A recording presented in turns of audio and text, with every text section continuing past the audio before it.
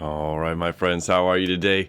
Aaron here bringing your daily horoscope for August the 14th of 2020. Moving into the weekend, we've got the moon moving into the sign of Cancer. All right, sun is still in the sign of Leo. Mercury is catching up a little closer every single day. So this Mercury-Sun conjunction is amongst us, all right, which is really powerful. So it's sharpening our minds, okay, giving us the yes, I can attitude that we need.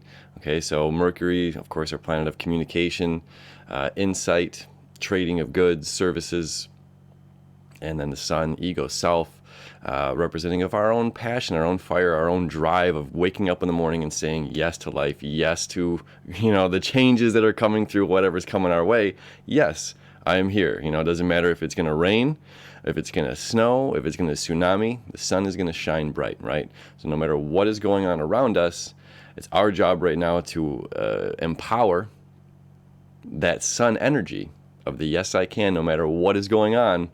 I came here to this earth as a blessing to shine my light, to give to others, okay? So we got to remember to shine our light because we're going to be entering some challenging times this weekend, all right? Now, right around between 10 and 12 on Friday, okay, the moon is going to conjunct Venus, all right? A little earlier, 9:30 to noon. The conjunction will be really on point there. So, of course, our moon is our emotional needs, home in the sign of Cancer. Venus is what we love, want, and desire. And in Venus in the sign of Cancer, picking up those moon characteristics. Okay, so we're focused on what we value, on what we love, what we want, and what we desire. What we love, what we want, and what we desire is emotion, emotional stability, emotional connection, right? An emotional need to be there with somebody else, to sit with somebody else. Okay. Now, we have Uranus station retrograde, which means all of the outer planets are retrograde. Okay. Uranus, Chiron, asteroid, right? Neptune, Saturn, Pluto, and Jupiter. Okay. As well as we see Eris here, the very outermost dwarf planet, is also retrograde. Okay. Now, retrogrades, what this really means, they're not actually moving backward. It is an optical illusion geocentrically here from our point of view on Earth, okay? So the planets aren't moving backward, but what that means when it's retrograde is it means that they're closer to Earth, okay? So there's the sun side. So if we look at it like this, sun and Earth, when the planets are over here, further away from the Earth, okay, they're not retrograde. When the planets are closer to Earth, Earth side, it's the retrograde. And so it's us seeing as if they're moving slower and in a backward pace to where we are as we move forward and around the sun. Okay, so think of it like when you're driving your vehicle, okay, and you're listening to the radio, FM radio, and you get by a huge radio tower. Okay, that radio tower is so strong, and it might not even be most likely the same channel that you're listening to, but that antenna is so strong that it's creating an effect on the radio station that you're listening to. This is a really good way to look at retrograde planets, okay? They're so close to Earth, the closest they can be to Earth, that the antenna is overloading our own antennas. Okay, and Mercury is kind of our antenna, our communication and our insight, connecting the inner world and the outer world, right? So when these antennas or these major planets are so got a hair in my eye, so close to Earth, right? We get this sense of being overwhelmed.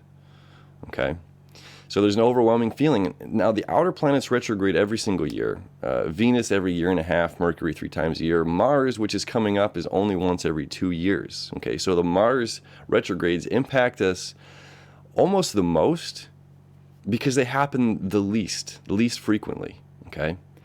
And Mars right now is squaring to Pluto, okay? Pluto is the higher octave of Mars. Again, these are both dealing with action, okay? But Pluto is about active transformation. And in the sign of Capricorn, this is about surrendering control. Mars, our planet of action, moving forward, okay? And very shortly, it's going to retrograde, and we have to surrender. Okay, and that can be a very difficult thing. And this is about huge amount of change, balancing the change in our lives. All right, and as we get closer and closer to conjuncting Eris this weekend, Okay, Eris, the goddess of discord, I talked about her in the monthly horoscopes. I put out a whole big video about Eris square Pluto for the next couple of years. And as I sit here every day and I say, it's a beautiful day, and it is, okay? Because we have beautiful days, we have instances, we have moments in our lives that are challenging or rough instances. We have rough days, we have hard days, okay? But there's always a silver lining. So I don't want to negate that things are challenging or that we're feeling pressure or pain. I don't want to just swipe that to the side and say, it's a beautiful day. So when I say that, there's always a silver lining to the day, okay? So some of the pains or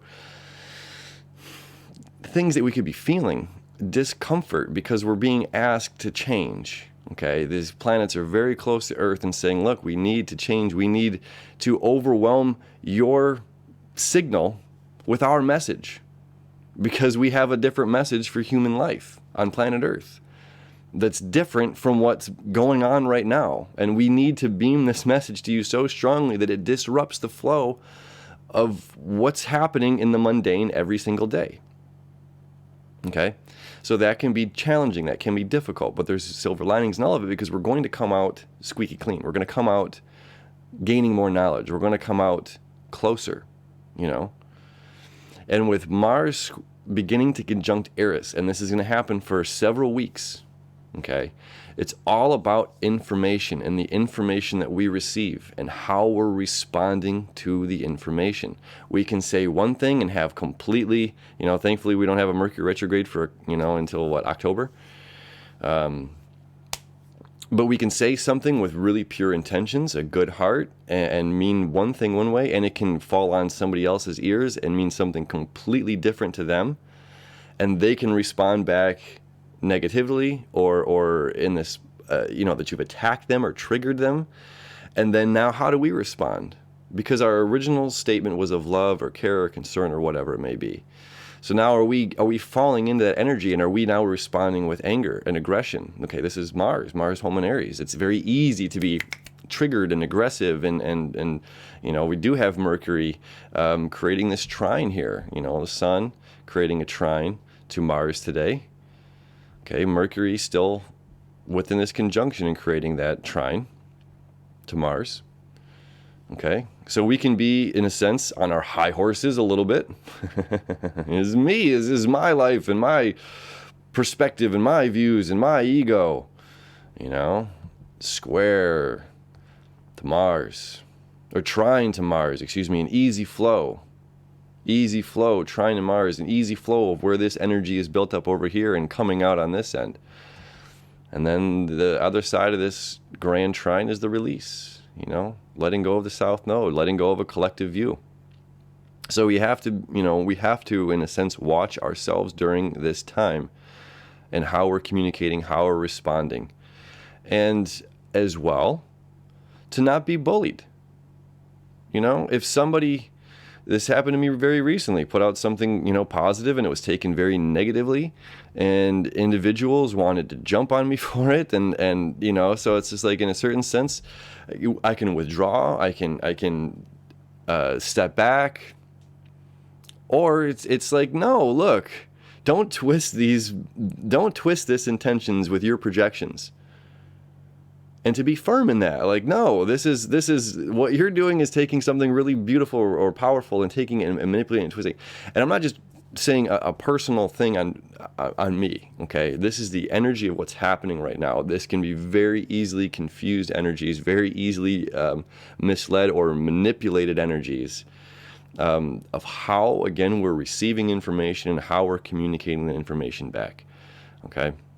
And things can go awry. But there's learning in that. There's positivity in that, okay? And that's what I like to stay focused on, because we're going to hit bumps in the road. It's going to happen, right? It's all how we, it's what we choose to do with those crayons.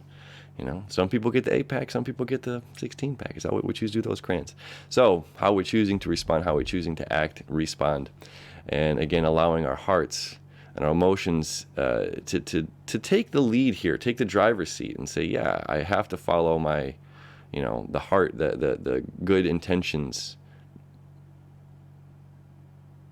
that are set forth, and connect with those people that have that good you know, that good, authentic energy. Okay. So have a beautiful start to your weekend, my friends. Challenging times, but beautiful growth. All right. We're going to get through it one day at a time. All right. Have a beautiful day, and we'll see you tomorrow.